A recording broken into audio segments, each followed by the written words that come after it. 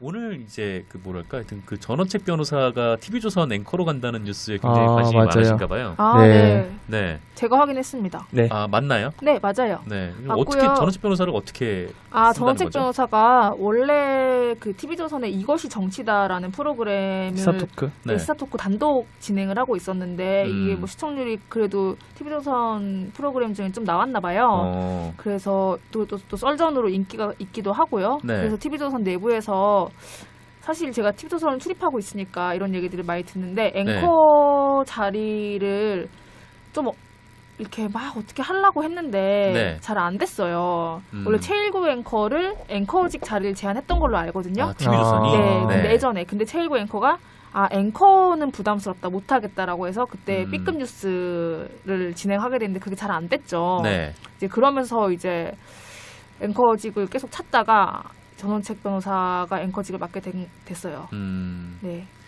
사상 최초로 사투리를 섞은 그쵸. 그렇죠. 근데 뉴스 포맷을 조금 바꾼다고 하더라고요. 뉴스 그래요? 포맷을 지금처럼 뭐 금승경 기자가 전해드리겠습니다. 뭐 이런 게 아니라 네. 약간 초대 손님도 많이 하고 약간 블럭형 뉴스를 바꾸겠다라고 해서 아마 얘기를 많이 할 것 같아요.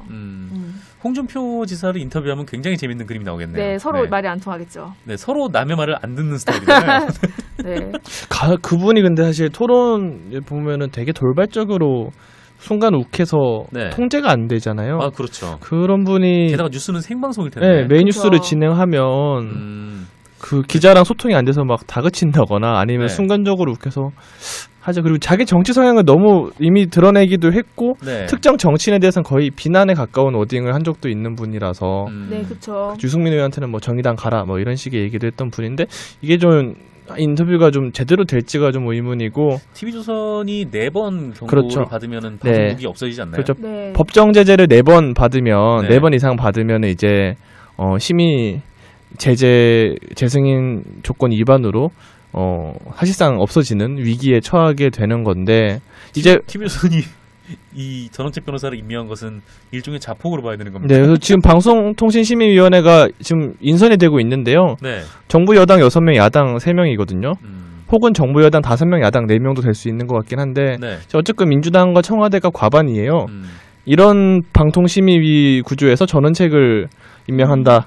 어떻게 보면은 방송을 더 이상 하기 싫으신가?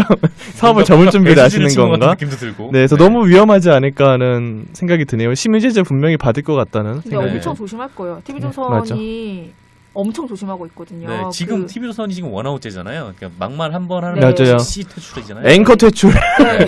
최초의 앵커 퇴출. 네. 인터뷰하다가 김정은 개새끼 해봐 그러겠네. 맞아. 그 생각해보니까 이런 발언도 사실 했었잖아요. 네. 저런 좀 위험하지 않을까. 패널로서는 모르겠는데 뉴스 앵커는 좀 다른 아무튼 좀 실험적인 시도인 것 같네요. 4번 하면 여러모로. TV조선이 아웃된다니까 한 달에 4번도 가능할 것이라는 근데 진짜 FII님의 좀 의견입니다. 어떤 뉴스가 될지 뭐 네. 기대라고 표현하기 좀 그런데 궁금하긴 하더라고요. 화제성은 일단 네. 되게 의도대로 된 것 같아요. 첫 방에 네. 엄청난 시청률 상승을 하고 네. 그것이 막방이 될 수도 있다. 폐지. 네, 그런 생각도 듭니다. 뭐라고 말씀하시는지 아십니까? 이제 전쟁은 없다 이랬습니다. 온 국민이 그 얘기 듣고 전부 다 박수치고 심지어 눈물 흘리는 국민들 많았어요. 그래서 막 퍼졌죠. 그 북한이 핵실험하니까 그래서 핵무기 개발하고 나니까 일본은 심야에 비상회의를 하는데 우리 정부는 새벽 7시 반에 회의했습니다. 청와대에서. 아주 느긋했어요. 그 미사일 쏘았을 때. 예. 그리고 핵실험했을 때 김대중 대통령이 그 노구를 이끌고 전국 방방곡곡을 다니시면서 뭐라고 말씀하셨습니까? 북한 자극하지 마라. 전쟁이 일어난다. 방금 핵무기가 만들어졌는데 그런 말씀을 하신 겁니다. 안보 위기가 지금 남북 경색이 되니까 북한하고 남한하고 사이에 우리 대한민국하고 사이에 무슨 문제가 생길지 모른다. 이게 안보 위기 아니냐. 이렇게 말씀하신다면 그건 김대중 전 대통령은 그 말씀을 하실 자격이 정말 없는 겁니다. 그 말씀을 하셔서는 안 되죠. 예, 알겠습니다. 이 얘기가 조금 선생이 아까 한 잠깐만요. 얘기가 예, 정리하면서 하고 들어가겠습니다. 물론 이제 그 강론 얘기도 해야 되겠지만 예. 지금 초점이 잘 안 맞는 게 우리는 서로 생각이 다르지 않습니까? 이념도 다르고 다 다르잖아요, 우리는. 예. 근데 민주주의 사회는 어울려 사는 사회 아닙니까? 그래서 헌법이 필요한 거죠. 지금 이명박 대통령과 이명박 정부의 제일 큰 문제는 보수적인 이념이라든가 이런 게 아니에요, 제가 보기에는. 그 이념은 그걸 내세워서 대통령이 되셨기 때문에 당연히 보수적인 정책을 할 권리가 있었어요. 예. 우리가 인정해야 됩니다. 그런데 이제 문제는 어디냐 하면 예컨대 교과서 문제 같으면 절차에 문제가 있다는 거죠. 대통령이 교과서를 마음에 안 들어 할 수 있습니다. 대통령이 어떤 언론사의 어떤 프로그램이 마음에 안 들 수 있어요.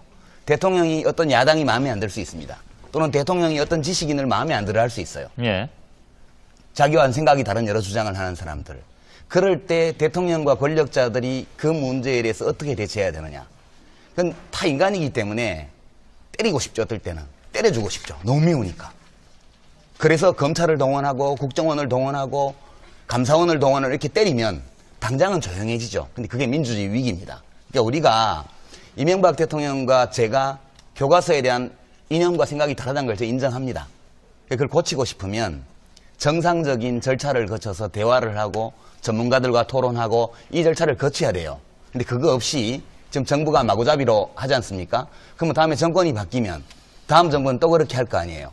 이렇게 하기 시작하면 우리들 서로 생각이 다른 사람, 이해관계가 다른 사람들이 어울려 살아가는 이 사회에 법치고 질서고 규칙이고 아무것도 없어지는 거예요. 예. 그래서 제가 국정원과 민주주의의 위기라고 얘기한 것은 이명박 대통령께서 자기의 통치 이념이라든가 정치 철학을 펼쳐가는 것은 좋은데 대통령이라고 마음대로 할 수 있는 사회가 아니기 때문에 정당한 절차와 국민들이 승인할 수 있는 과정을 거쳐서 그걸 하셔야 된다는 거예요. 알겠습니다. 자, 이번에 잠깐만요. 말씀을 드리겠는데요. 잠깐만요. 제가 좀 말씀을 드릴게요. 아니요, 그게 네 분이 다 신청하신, 잠깐만 기다려주세요. 잠깐만요. 제 교수님, 제 교수. 있어서 웬만하면 다른 분들의 의견을 수용하고 제가 합리적으로 이렇게 가급적 말씀을 드리려고 하는데 오늘 말씀들 하시는 중에는 가끔은 근거 없이 이렇게 말씀하시는 부분이 있어서 제가 좀 말씀을 드리겠습니다. 교과서 문제의 절차에 안 따랐다. 그러면서 그 앞에 갑자기 국정원과 감사원 얘기를 하셨습니다. 교과서 문제에 있어서 국정원과 감사원을 왜 갖다 연결시키시는지 도대체 교과서 문제에 국정원과 감사원이 왜 아니, 나오는지 잘 교과서와 모르겠는데요. 관계없습니다. 그러니까 말씀들을 그렇게 막 여기저기 갖다 붙이시면서 이렇게 헷갈리게 하시는데요. 교과서 문제는 국정원하고 감사원은 제가 절차 문제만 얘기한 겁니다. 예, 전혀 어떤 관여된 문제든, 부분도 어떤 없고 문제든. 그거를 그렇게 하시면 안 될 거라고 말씀을 드리고요. 예. 교과서는 이런 식으로 고쳐진 것입니다. 해마다 각 부처로부터 교과서에 혹시 잘못된 거 있으면 의견 내라. 그래서 지금 금년 6월에 의견 다 받았습니다. 그거는 이명박 정부가 들어와서 새로 시작한 게 아니라 해마다 있었던 것이고 그 부처의 의견을 취합해서 그 부분에 있어서 권고 수정 의견을 갖다가 그 교과서 그 출판사에 다 보내고 그러한 절차에 따라서 한 것입니다. 이번 절차가 뭐 유독 이명박 정부가 새로 들어서서 새로 만든 절차가 아닙니다. 그 절차에 따라서 했다는 것을 말씀을 드리고요. 아까 또 뭐 방송 장악이니 이렇게 말씀을 하시는데 어떠한 부분이 어떠한 절차가 위배돼서 방송을 장악했다는 것인지 도대체 요새 우리가 무엇을 하기만 하면 예. 장악이라 그럽니다. 저희가 방송 KBS 방송 사장 바뀐 거 갖고선 얘기하시는 것 같은데요. 정현주 사장은 KBS 노조도 반대했던 사람입니다. 2년 전에 연임되었을 때 잘 아실 겁니다. 역주행해서 출근했습니다. 이번에 정현주 사장 여러 가지 잘못된 것으로 해임되었고 그리고 나서 저희가 방송 장악하려고 했으면 저희 사람을 심었겠죠. 그러나 KBS 출신의 사장, 최초의 KBS 출신의 사장이 임명되었습니다. 이러한 것을 왜 방송 장악이라고 하시는지 예. 그리고 계속해서 여러 가지로 민주주의의 위기다, 강압적으로 한다, 사이버상의 어떤 자유가 보장되어야지 어떻게 이것을 갖다가 처벌하려고 하느냐. 저희는 처벌만 하는 것이 능사가 아니라는 걸 분명히 말씀을 드렸고요. 저는 이렇게 묻고 싶습니다. 사이버상의 표현의 자유 중요합니다. 그러나 표현의 자유가 욕설의 자유를 의미한다고 생각하지 않습니다. 표현의 자유라는 미명하에 침해되는 피해자의 인권을 왜 외면하시는지 묻고 싶습니다. 예. 우리가 이러한 것을 균형적으로 좀 보아서 이렇게 서로 합의를 이루어가면서 좀 앞으로 좀 토론을 진행하는 알겠습니다. 것이 좋지 사이버 문제는 않을까. 아까 책 변호사께 드릴게요. 아까 그 유 전 장관님께서 이게 뭐 정권이 바뀌니까 이제 근신한다 하면서 총체적인 문제를 지적을 하시는데 이 사실 우리 사회가 또 특히 그 중에서 우리 정치 사회를 보면서 저는 이게 미국의 마피아 같다 이런 생각을 합니다. 호사노스트라. 이 가족 안으로 가족끼리 이 마피아 아니냐. 이게 씨가 물고 중줄 못 쓰고 군총 안 든 대신에 미소를 머금으면서 악수를 하는 그런 마피아들 아니냐.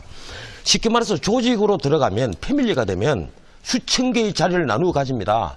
말이 공직 공모지 전부 다 낙하산 아닙니까? 노무현 정권, 지금 이명박 정권 다 마찬가지입니다. 그걸 부인해서는 안 됩니다. 그건 마피아죠. 그리고 배신하면 가차없이 처형하죠. 그 어느 정권이나 다 마찬가지였습니다. 조직이 망하면 드러나는 비리가 또 대추나무에 영 걸리듯이 드러납니다. 어떻습니까? 대통령 형님이 정권사 매각을 주선하고 돈을 받아먹고 대통령의 최대 후원자라는 분이 그 정권사 매각에 관련돼서 주식 투자를 해가지고 몇백억의 차익을 챙깁니다. 예. 이게 뒷배 봐주고 삥 뜯는 마피아하고 다 똑같은 구조예요. 이런 마피아 같은 정치 조직이니까 우리나라 정당마다 당이라는 게 붙습니다. 이 당자가 뭡니까? 무리당, 패거리당이에요. 이 패거리 정치를 아직까지도 계속하고 있다는 겁니다. 법과 원칙이 서지 못하고 정책으로 승부를 하지 못하고 이런 패거리를 지어서 패거리 정치를 하니까 예. 결국은 정권 잡으면 야 나도 여기 캠퍼스 일했는데 한 자리 다오 어떻게든지 찾아 들어갑니다. 장관급 안 되면 차관급, 차관급 안 되면 저쪽에 공기업 감사 자리라도 찾아 들어갑니다. 전부 다 몇 억씩 전부 다 연봉 다 받아요. 이래서 정권 마치면 또 그 자리에 버티는 사람도 있고 알겠습니다. 진작 사표 쓰는 사람도 있고 예. 이게 마피아가 아니고 뭡니까? 이제 법과 원칙을 진짜 세울 때인데 예. 과연 이명박 정부가 앞으로 남은 기간 안에 이걸 할 수 있겠느냐? 알겠습니다. 저는 회의합니다. 유신 때 고등학교를 다녔는데 저희 유신 교과서로 다 공부했습니다. 그런데도 좌익이 됐거든요. 공안기관에서를 좌익이라 그랬으니까. 그러니까 이렇습니다. 좌익 교과서를 읽어서 좌익이 되는 게 아니고 우익이라고 주장하는 사람들이 나쁜 짓을 너무 많이 했기 때문에 젊은 학생들이 그 반대로 가서 좌파가 많이 생긴 거거든요. 그러니까 어떤 사람의 인식의 성장 과정을 그렇게 단선적으로 나쁜 교과서를 읽히면 애들이 다 나빠진다.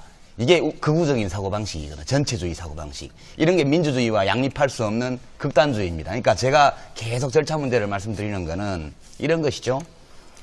그러니까 세상에는 다 내 마음에 안 드는 게 많습니다. 누구에게나. 그죠? 근데 권력 가진 사람이 내 마음에 안 드는 거를 자기 마음대로 하기 시작하면 그게 독재가 되거든요. 그러니까 저는 이제 진중권 선생은 저한테 좌파가 아니라고 하는데 저는 조금 좌파라고 생각해요, 제가. 근데 굉장히 겁나거든요. 왜냐하면 글 한 줄 잘못 쓰고 이렇게 책 하나 이상한 거 잘못 읽으면 지금도 잡혀갑니다. 지금도 그런 문제 가지고 구속영장 청구하고요. 그 다음에 지난 10년 동안 민주정부 민주개혁정부 시절에는 그런 게 좀 드물었는데 예. 앞으로 어떻게 될지 모르고요. 그 다음에 제가 민주주의 위기라고 하는 것은 이 절차가 말하자면 힘 있는 사람이 꼴보기 싫은 건 다 바꿔버리는 식으로 그 용납되는 사회로 가고 있다는 거. 그 다음에 이제 감사원 국정원 말씀 나왔지만 지난 정부 때 국무위원 지낸 사람들 다 뒷조사한 걸로 제가 압니다. 그리고 제가 장관 재직실에서 있었던 모든 일에 대해서 감사원에서 다 털었고요. 그중에 일부를 언론에 터뜨린다 이런 얘기까지 제가 다 들었습니다. 그러니까 이런 것이죠. 우리가 자유로운 세상에 살고 있는 것은 자기 생각을 가감없이 두려워하지 않고 표현할 수 있는 사회가 좋은 사회고 그게 대한민국이 이북하고 다른 거잖아요. 근데 지금 무섭단 말이죠. 예. 예. 그게 이제 고양이는 쥐를 잘 몰라요. 쥐가 막다른 골목에 몰려서 얼마나 무서운지를 고양이는 별것도 아닌데 왜 그래 발톱 이렇게 하면서. 민주주의와 양립할 수 없는 전체주의를 아까 우파라고 했는데 아니요, 극우. 예, 극우라고 했습니까? 사실은 민주주의와 양립하지 못하는 전체주의 한반도에 있는 김정일 체제입니다. 극좌도 마찬가지입니다. 왜 그 얘기를 하지 않습니까? 극단주의 세력은 근데 왜 그 민주주의하고 김정일 양립이 체제를 안 되죠. 돕자고 근데 우리나라에는 극좌 세력이 없거든요. 네, 제가 한 말씀 좀 드릴게요. 문제는 뭐냐면 저자들이 지금 수정을 거부하고 있거든요. 예. 라고 했다면은 학자들과 그 저자들 사이에 토론을 통해 가지고 그 결과를 가지고 반영을 하면 되는데 문제는 뭐냐면 그 수정하라고 한 그 문구를 누가 만들었는지 잘 모르겠어요. 어느 분이 만들었습니까? 그 수정 권고를 교과부에서 했고 그쵸, 근데 그거를 그 교과부에- 출판사에서 받아들여 갖고 한 근데 것으로 그 알고 교과부에 있습니다. 있는 분들이 역사학자냐는 거죠. 역사학 그러니까 학계에서 얘기가 돼가지고 그게 합의가 그러니까 돼서 그 다음에 받아들여져야 되는데 지금 거기에 어느 학자들이 그 다음에 이번에 뉴라이트라는 분들 있지 않습니까? 이번에 역사 강의 하는 분들 면모를 다 보면 역사학자가 거의 없어요. 다 이상한 분들이거든요. 네. 그 다음에 모여가지고 이상한 얘기만 합니다, 지금. 아직 일본이, 그러니까 이런 일본 때문에, 일본 덕분에 우리나라가 근대화를 할 수 있었다. 이런 얘기를 지금 학교에서 가르치고 있다는 거예요. 이런 관점을 가진 사람들이 자기만이 올바른 역사다라고 하고 자, 정리해 주시고요. 그런 관점에서 역사 교과서를 바꾼 다음에 그걸 갖다가 지금 뭐냐면은 아까 역사에선 다른 여러 가지 해석이 있다라고 했죠. 교과서에 대해서는. 그럼 선택의 자유도 있어야 되는데 지금 몇십 개 학교가 확 바꿔버렸단 말이죠. 예, 알겠습니다. 이게 자유 선택이냐라는 거예요. 예. 예. 그 이명박 정부가 그 내년에도 실패하면 정말 큰일 납니다. 이거 뭐 국가적 불행이 됩니다. 그나마 내년에는 이제 힘이 있을 텐데, 그러므로 경제를 살리든지 계획을 하든지 뭐든지 다 제대로 해야만 합니다. 무엇보다도 그 일자리를 늘려야 되는데, 제 생각은 그렇습니다. 우선은 정부 재정으로 지금은 SOC 건설에 나설 수밖에 없지 않겠느냐. SOC 건설 할 게 없다고 자꾸 얘기들 하는데, 예. 지금 제가 생각해도 너무 많습니다. 동남권 신공항, 제주 신공항, 그리고 어정부에서 속초 가는 고속도로 건설, 아직 대한민국의 기반 시설이 매우 부족합니다. 그래서 솔직히 말씀드리면 대운하에 매달릴 시간 없습니다. 대운하 빨리 포기하시고, 정말 대운하 소리 절대 안 나오도록 하시고, 일자리 만들 SOC 건설 얼마든지 많습니다. 또 중요한 것이 미국 언젠가는 떠납니다. 그래서 국방개혁 2020 이거 제대로 해야 되는데, 예. 그게 노무현 정권 때 만든 국방개혁 2020은 아무리 제가 살펴봐도 이건 엉터리입니다. 정말 이거 제대로 수정을 해서 우선 이게 돈 드는 일이거든요. 재원 조달 방법 강구해야 됩니다. 이게 예. 우리 후손에게 엄청난 짐됩니다. 그래서 어차피 호 지사를 인터뷰하면 굉장히 재밌는 그림이 나오겠네요. 네, 서로 네. 말이 안 통하겠죠. 네, 서로 남의 말을 안 듣는 스타일이잖아요. 네. 그분이 근데 사실 토론 보면은 되게 돌발적으로 순간 욱해서 네. 통제가 안 되잖아요. 아, 그렇죠. 그런 분이 게다가 뉴스는 생방송일 텐데. 네, 메인 뉴스를 그렇죠. 진행하면 그 기자랑 소통이 안 돼서 막 다그친다거나 아니면 네. 순간적으로 욱해서 하죠. 그리고 자기 정치 성향을 너무 이미 드러내기도 했고 네. 특정 정치인에 대해서는 거의 비난에 가까운 워딩을 한 적도 있는 분이라서 네, 그렇죠. 유승민 의원한테는 뭐 정의당 가라 뭐 이런 식의 얘기도 했던 분인데 이게 좀 인터뷰가 좀 제대로 될지가 좀 의문이고 TV조선이 4번 경고를 그렇죠. 받으면은 네. 방송국이 없어지지 않나요? 그렇죠. 네. 법정 제재를 4번 받으면 네. 4번 이상 받으면 이제 심의 제재 재승인 조건 위반으로 사실상 없어지는 위기에 처하게 되는 건데 이제 TV조선이 이 전원책 변호사를 임명한 것은 일종의 자폭으로 봐야 되는 겁니다. 네, 그래서 지금 방송통신심의위원회가 지금 인선이 되고 있는데요. 네. 정부 여당 6명, 야당 3명이거든요. 혹은 정부 여당 5명, 야당 4명도 될 수 있는 것 같긴 한데 네. 어쨌든 민주당과 청와대가 과반이에요. 이런 방통심의위 구조에서 전원책을 임명한다. 어떻게 보면은 방송을 더 이상 하기 싫으신가? 사업을 접을 준비를 하시는 건가? 느낌도 들고.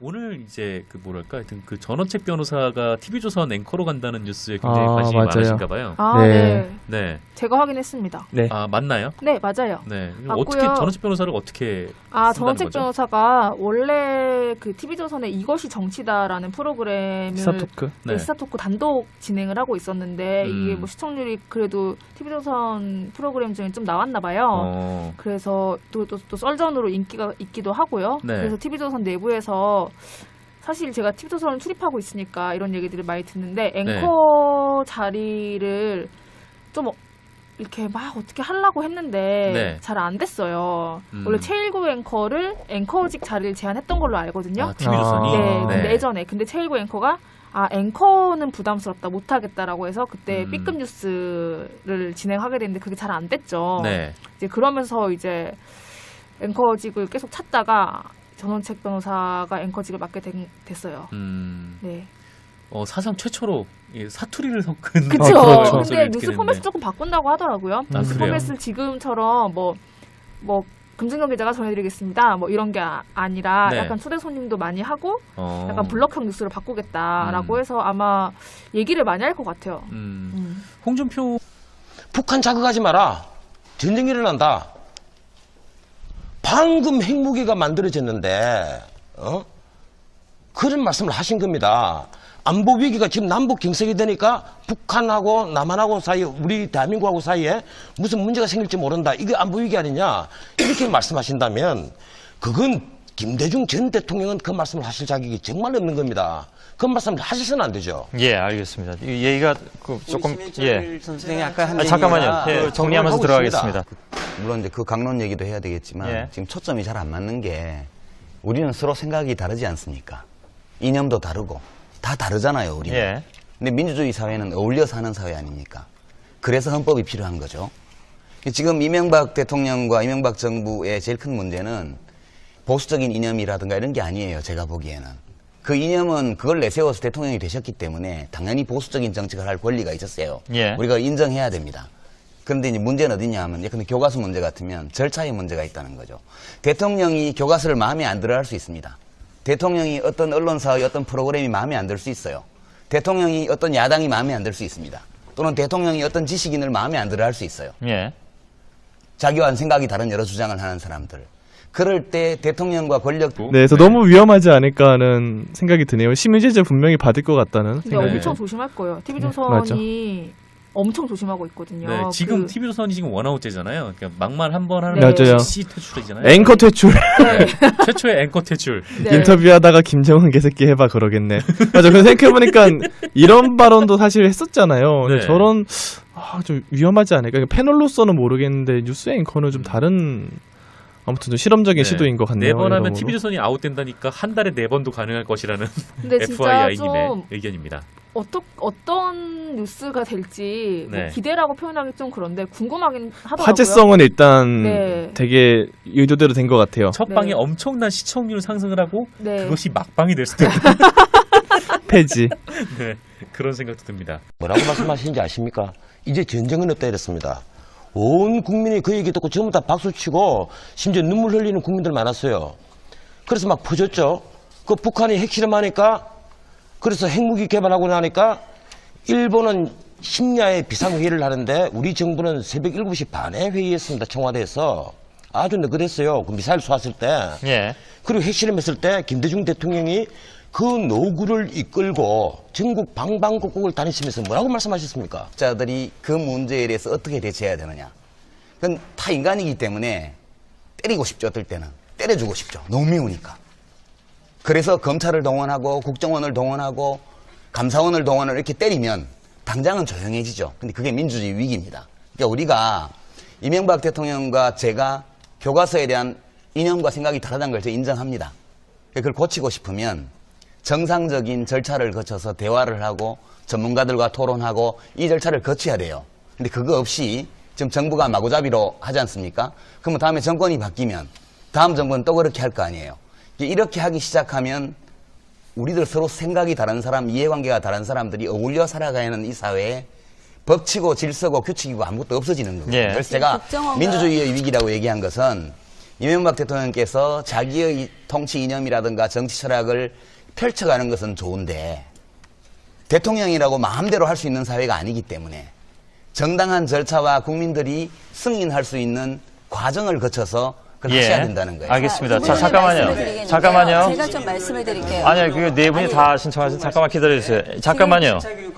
제 교수님, 제 교수. 있어서 웬만하면 다른 분들의 의견을 수용하고 제가 합리적으로 이렇게 가급적 말씀을 드리려고 하는데 오늘